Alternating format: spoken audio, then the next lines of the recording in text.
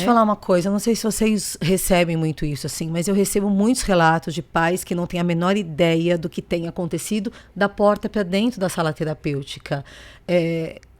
Eu não sou terapeuta, mas eu fico pensando que isso é tão contraproducente, porque se o pai não sabe o que está acontecendo ali, o que você está trabalhando, o pai nem pode te ajudar. Porque no fim das contas, quem fica mais tempo com a criança são os pais, os cuidadores e tudo. Não faz sentido esse segredo do que está acontecendo, faz? Não faz sentido e nem é saudável para o seu maior bem ali, que é o seu cliente. O sentido faz se há uma troca, se o pai chega, se o pai vem junto, aprende a fazer intervenções também, isso faz sentido. É claro que a gente não pode generalizar toda a soma do que a gente está conversando, e quem é o espectador aqui tem que entender um pouco e dar ali suas ressalvas, né? É claro que dependendo do tipo de intervenção, se aquele seu aprendiz ele precisa manejar um determinado comportamento, e se a família ainda não consegue manejar aquele comportamento especificamente, é importante ali que talvez naquela situação a família se afaste um pouco, haja uma medida de manejo, depois você ensina a família, obviamente, depois, para que ela aprenda. O que eu tô querendo vocês dizer chamam tanto do treino parental, é isso, ensinar nós pais como que a gente pode lidar quando vocês não estão por perto. Mas, em alguma medida, pode ser que a presença da família naquele momento específico pode não ser requisitada. Tudo bem, ok. Mas logo ela vai ser requisitada. O que ela não pode é não ser requisitada o tempo todo. Então, essa medida, o que a gente estava conversando, né? Essa razoabilidade, ela tem que ser muito bem planejada. Então, sem a participação do Paulo, de pessoas, médicos, da equipe, de outros profissionais, da família, realmente não tem como. A orientação parental, ela faz parte de um desses parâmetros.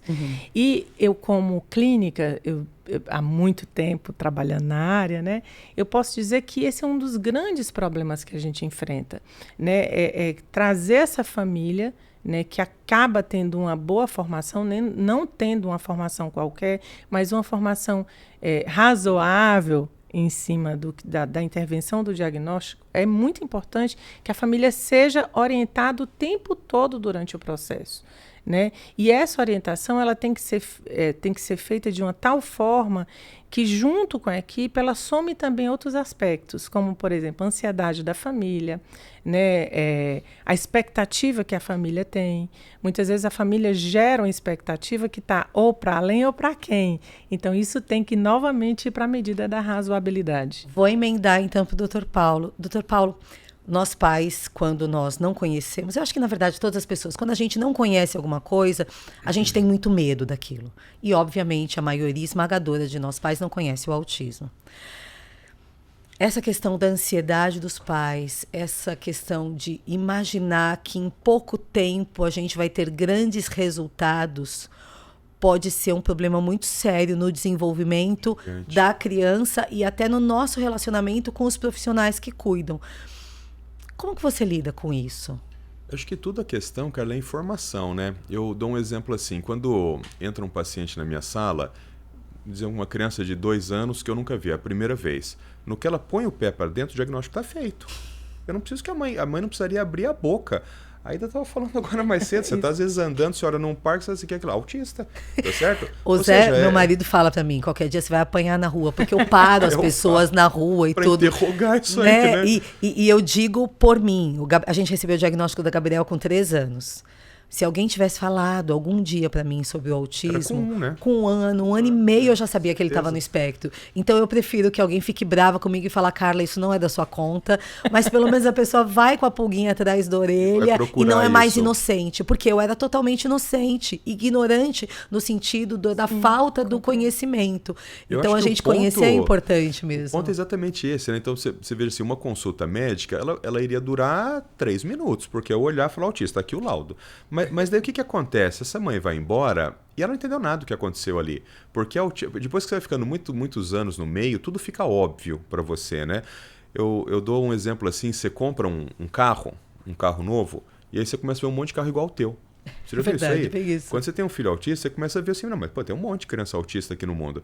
Agora, se o pai, ele não conhece aquele transtorno, a chance dele fazer o que você está pedindo é muito pequena. Então, consulta de autismo é assim, ó, é 1 minuto fazer o diagnóstico e 59 minutos para explicar para a família.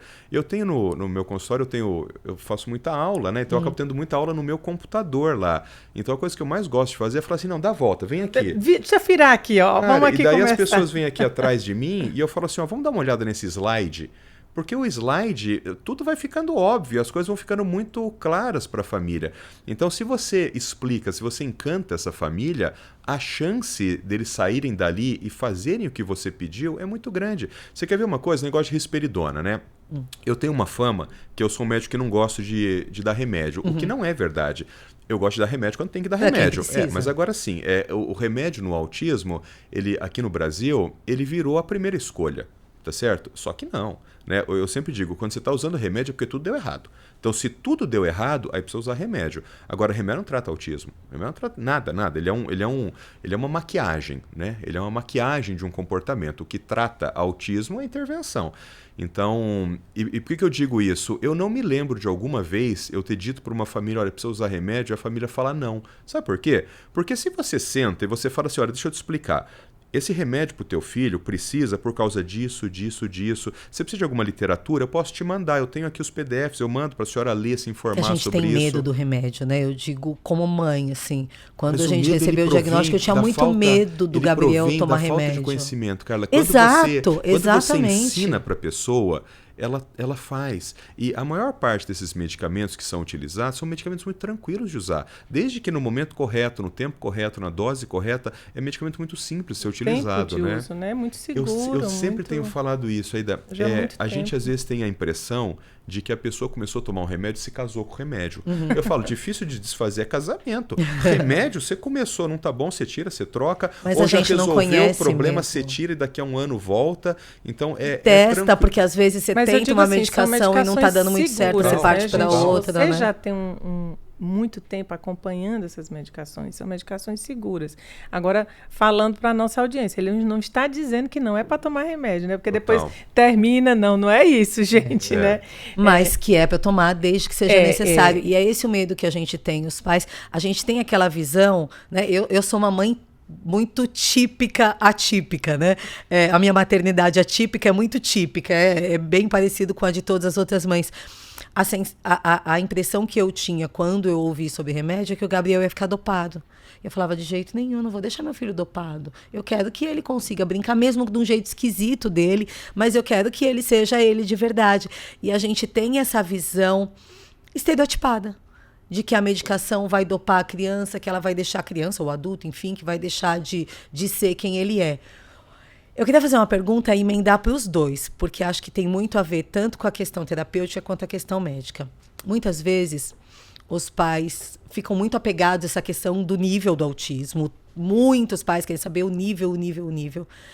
E muitos chegam à conclusão, porque o meu filho é nível 2 ou é o nível 3, e então é por isso que ele não está rendendo na terapia, porque ele tem deficiência intelectual associada, é porque ele tem crises epiléticas, por isso que ele não se desenvolve.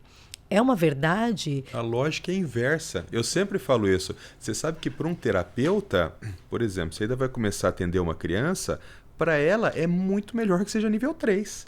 Porque os ganhos que você... O nível 2, 3 tem tanta perda de habilidade, tem tanto déficit, que muitas vezes aquela tal da reta que eu te falei, ela acelera muito mais rápido. Muito mais rápido. Agora você pega um adolescente nível 1. Eu sempre digo, né? Para você tratar um autista nível 2, 3 pequenininho, você não precisa ser um grande terapeuta. Você precisa saber tratar. Agora, para você tratar, por exemplo, um adolescente nível 1, você precisa ser um monstro na análise do comportamento. É muito difícil. Porque já tem comportamentos que estão... Você vai para o campo do detalhe. Você vai para o campo do detalhe. Uma criança de 3 anos que não fala, você fala assim, o que tem que ensinar? Falar. Verdade. Mas se a criança não fala, tem que ensinar a falar. A criança não olha no olho, olhar no olho. Tá certo? A criança morde, tem que ser uma parada de morder. Então, todo mundo tá vendo o que tem que fazer, tá certo? Você só precisa parametrizar isso através de alguns protocolos, cria um programa em cima disso e toca a ficha. Agora você pega um adolescente, um jovem, um adulto, por exemplo, que tem um autismo nível 1 e ele tem problemas de socialização, mas que eles são do detalhe, do detalhe, do detalhe. Por exemplo, o cara não tem tomada de perspectiva. Ele não tem, sei lá, a prosódia alterada, a pragmática é alterada. Você precisa de uma pessoa muito boa para fazer isso.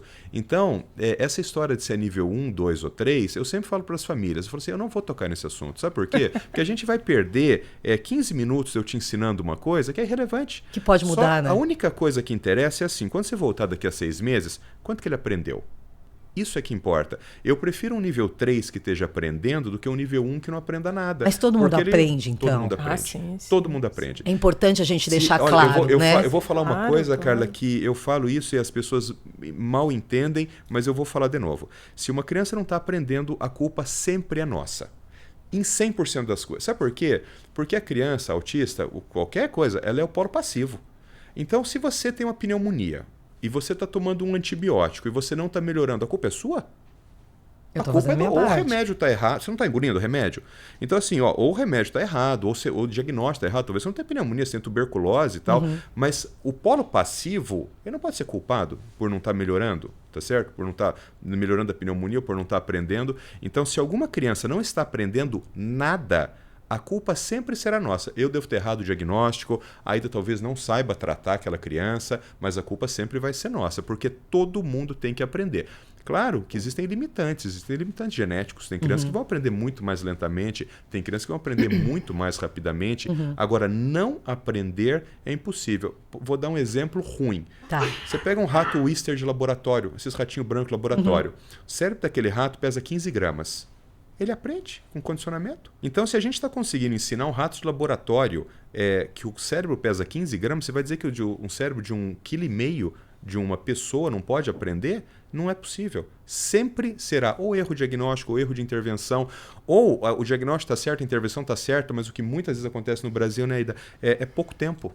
É pouco verdade. tempo. Então, se você tem pouco tempo para ensinar, não é que a pessoa não vai aprender, mas ela vai aprender muito lentamente. Na né? proporção E eu do vou que ela pegar foi um pedacinho estimulada. da fala dele para mostrar a importância desse trecho que ele falou, né? É muito difícil tratar quando você tem comportamentos mais sutis, né? Ou então eles estão muito mais no campo social.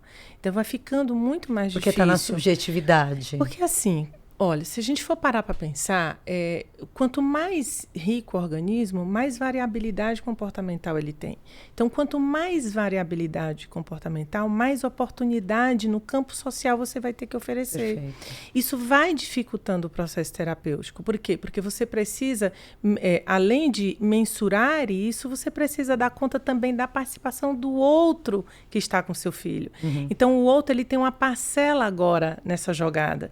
E aí, quando você vai fazer o procedimento, a intervenção específica para essa dupla social, vai ficando muito mais difícil essa intervenção, né? Então, muito mais, concordo com ele, muito mais expertise esse profissional tem que ter, muito mais hábil ele tem que ter para pensar nessas estratégias, e o que não é fácil.